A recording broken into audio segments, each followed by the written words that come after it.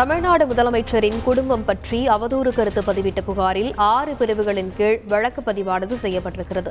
இது பற்றிய மேலும் விவரங்களை செய்தியாளர் சாலமோன் வழங்க கேட்கலாம். வணக்கம் சாலமோன், இந்த பதிவை பதிவிட்ட நபர்கள் குறித்தான விவரம் ஏதேனும் வெளியாக இருக்கிறது? அவர்களை தேடும் பணியானது எவ்வளவு விரைவாக நடைபெற்று வருகிறது?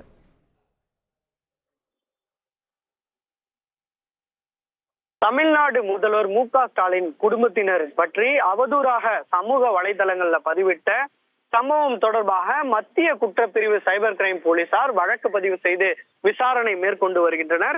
குறிப்பாக எக்ஸ் வலைதளங்களில் தமிழ்நாடு முதலமைச்சர் மு.க.ஸ்டாலின் குடும்ப உறுப்பினர்களான அமைச்சர் உதயநிதி ஸ்டாலின், அவரது மனைவி கிருத்திகா மற்றும் அவரது மனைவி உட்பட பல்வேறு நபர்கள் மீது தொடர்ச்சியாக குறிவைத்து 3 வெவ்வேறு சமூக வலைதள ஐடிகள் மூலமாக பகிரப்பட்டதாக சமூக ஊடக பிரிவின் காவலர் ஒருவர் அளித்த புகாரின் பேரில் சென்னை மத்திய குற்றப்பிரிவு போலீசார் 6 பிரிவின் கீழ், அதாவது ஒரு நபரின் நற்பெயரை அவமதித்தல், பெண்ணின் நாகரிகத்தை குலைக்கும் வகையில் செயல்படுதல், ஆபாசமாக பேசுதல், தகவல் தொழில்நுட்ப பிரிவு சட்டம் உள்ளிட்ட 6 பிரிவின் கீழே மத்திய குற்றப்பிரிவு போலீசார் வழக்கு பதிவு செய்து விசாரணை நடத்தி வருகிறது.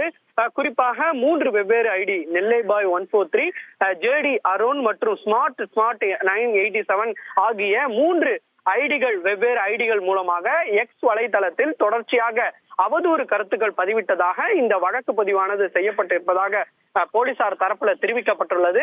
மேலும் இந்த ஐடிக்கள் மூலமாக தொடர்ச்சியாக முதல்வரின் குடும்பத்தினர் பற்றி அவதூறாக பதிவிட்ட நபர்களின் இந்த ஐடியில் பதிவிட்ட நம்பர் மூலமாக அதனை வைத்து தற்போது மத்திய குற்றப்பிரிவு சைபர் கிரைம் போலீசார் இந்த நபர்களை தீவிரமாக தேடி வருவதாகவும் தெரிவிக்கப்பட்டுள்ளது.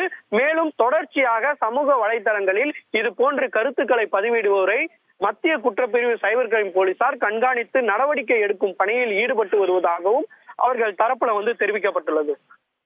விவரங்களுக்கு நன்றி சாலமன். செய்திகளை உடனுக்குடன் தெரிந்து கொள்ள உடனே சப்ஸ்கிரைப் பண்ணுங்க.